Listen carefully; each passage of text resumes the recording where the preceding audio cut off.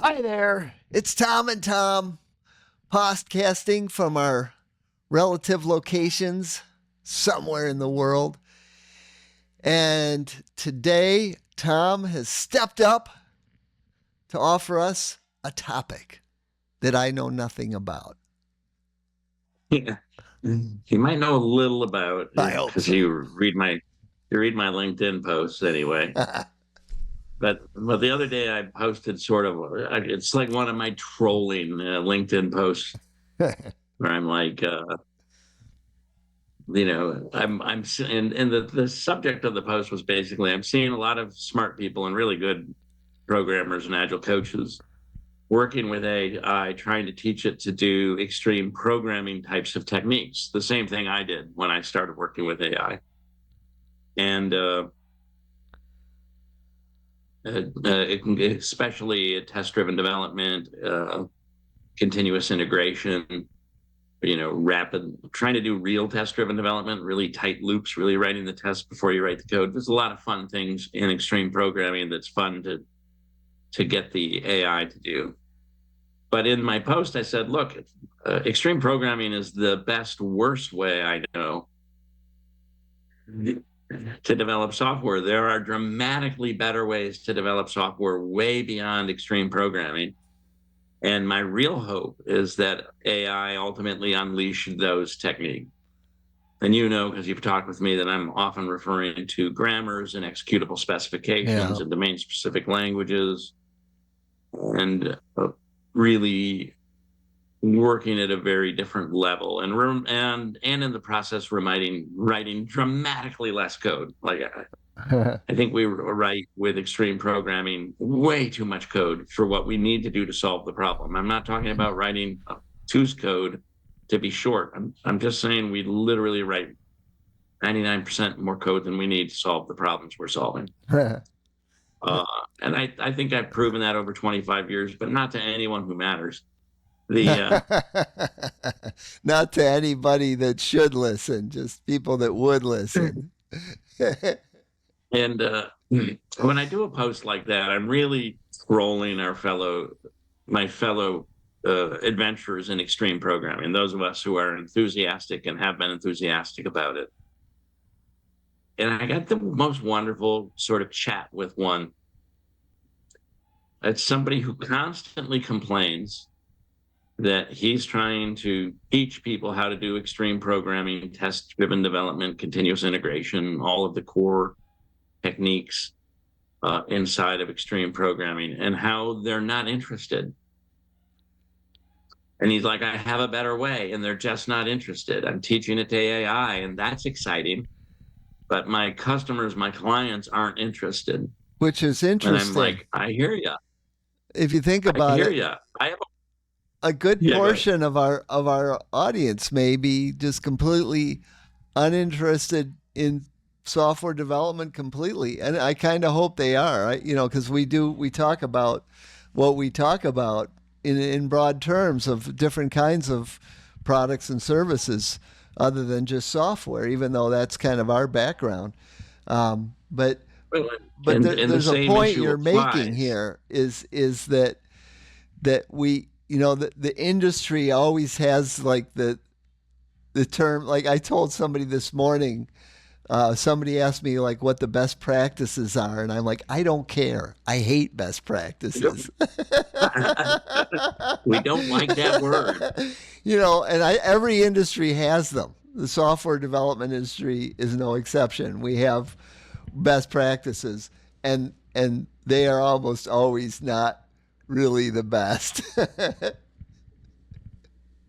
Well, in my conversation, and it's a delightful, and this is a very smart fellow, and I'm sure he's a very good extreme programming coach. But I'm like, look, I have a way that's dramatically better than extreme programming. Are you interested in that? To which he said, I'll let you guess. No. No, What we're doing now is just because fine. literally what I'm doing now is just fine. It works for me. Yeah. To which I then replied, you do realize that your answer to me there is the same answer your clients are giving to you that you whine about. You know, Tom, one of my favorite cartoons of all time. I wish I should look it up. I'm going to post it. I'm going to post it when I edit the video here, so you guys who are watching will see it here now. But just for your benefit, Tom, it's a picture of a medieval king coming out of a battle tent, and and there's a guy around the side of the tent where the king can't see him, and he's got a Gatling gun, and this is a medieval war. And the king says to this guy, the guy says, "Hey, there's a salesman here who wants to talk to you." And the king says, "I don't have time to talk to any salesperson right now. I got a battle to fight." Right. And it's sort of true, right? Yeah. It's this is a universal, right? So when I teach Scrum, and I'm going to go back to California again. It looks like in August to teach another class for a fun client. I always begin with talking about somebody applying the agile techniques in a school classroom and no other, and literally revolutionizing how he teaches and how the students learn. And no other teachers in his school adopt his system. Yeah, I know And you I'm love like, that until we story. discuss that, right? Until we discuss that, talking about agile or that my idea of a new idea, or it's like it's going to be really hard to get your hands around any idea of a new technique. Yeah. Well, Um, and coincidentally, this morning, I my post in LinkedIn, which I try to do once a day if I can, spoke to this very notion of risk taking. I mean, the it status did, quo is it's low risk, but it's also low reward. And yeah, you know, companies, big companies, small companies, they all talk about the importance of innovation, but they don't acknowledge what innovation means. It means experimentation and failure. And that's risky. That costs money that might end up down the drain. And if you're not willing to take those risks, you don't get the rewards. And if you're in a command and control, fear-based environment, who's going to take that yeah. risk? Nobody. Nobody's going to take it. It's it's an old Kyle statement, pals, and another one of my co-authors. It's like, no, it's much worse. And I think my illustration is everything you said is true, and it's much worse. Here's a coach whose job it is to help people transition to do something dramatically new and dramatically better, who doesn't even want to hear what I'm describing. And Yeah. I created one of the more famous, maybe the most famous company in the world that did extreme programming for 26 years. So I have reasonable bona fides. And I'm like, no, there's ways to do something much better than that. And it's like, no, not interested in hearing. But even you became disillusioned with the fact that they continue to do things the same way for as long as they have. Like, I think Yeah, you feel yeah. like if you'd have been there, things would be completely different now. I sold in part after 4 years because it was clear they didn't want to change. They were quite content.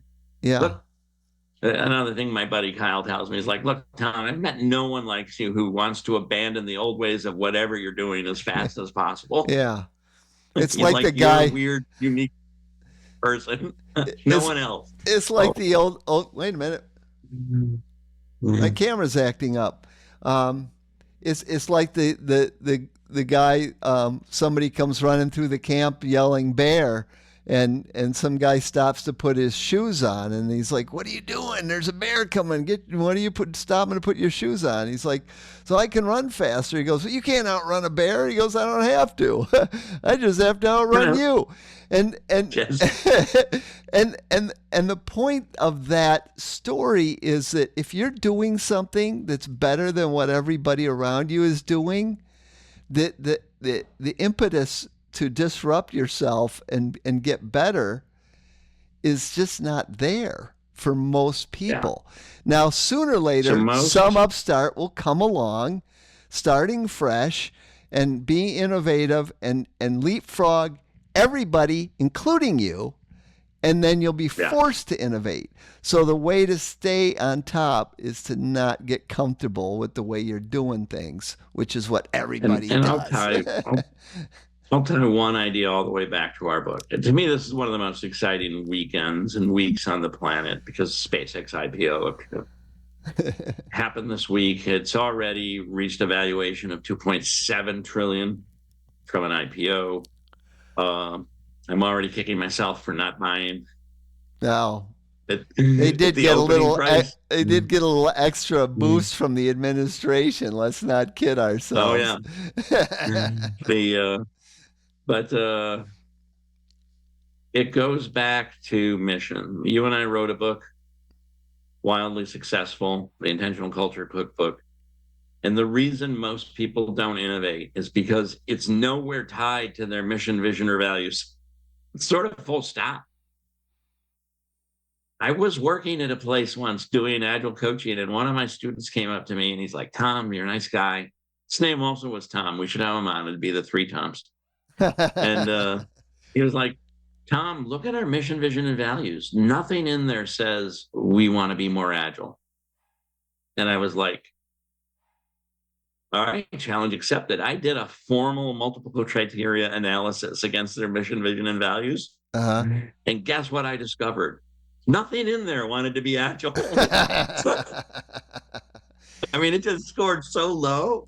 And I was like, from that point on, I began to do that when I met a client, as I began to build a scorecard and rate them and tell them what I'm seeing. And I'm like, so to me, to do what Elon Musk did with SpaceX and what he's doing with Tesla, to be that innovative, requires a mission that's demanding that of you. It really does. Yeah. And it's okay that most folks don't have that, but it's okay to keep teaching extreme programming and to try to make AI just do extreme programming. Understand you're going to be buried in the next 3 years by people who realize there's something far better to do. Right. And You're just going to be buried. if your mission statement is, we make widgets, and your vision is we're still here in 5 years, Yeah. you need to go back to work and fix your mission and vision. Yeah.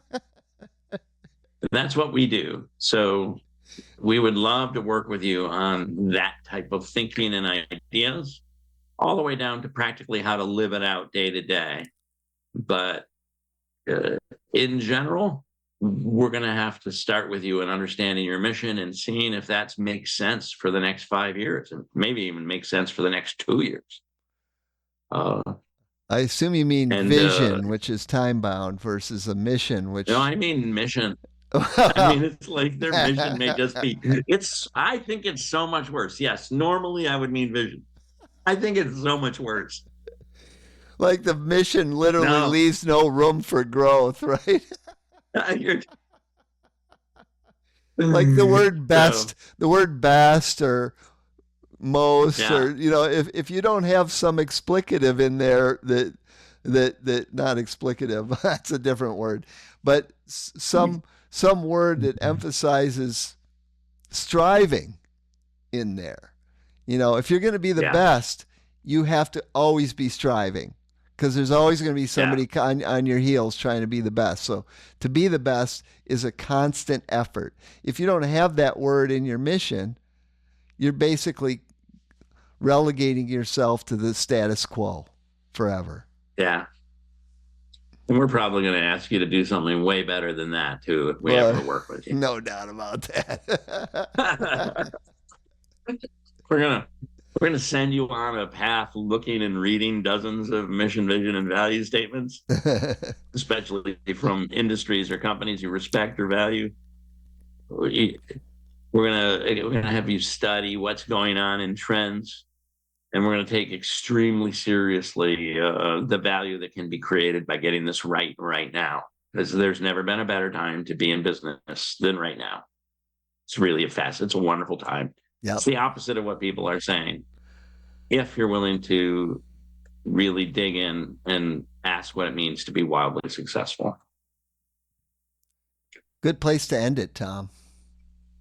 Yeah. Well, I would hope that that would evoke some thoughts, that people would be thinking about some things right now. And if we did that, give us a like and maybe even drop a comment and tell us what it was that we sparked in your imagination. If it was something you hated, put that down too. Sure, why not? And while you're down there where the comments are, you'll note a button called subscribe. It's right down there. Just click that sucker and you will see more of these videos in the future, and you'll signal to others that these videos are worth watching.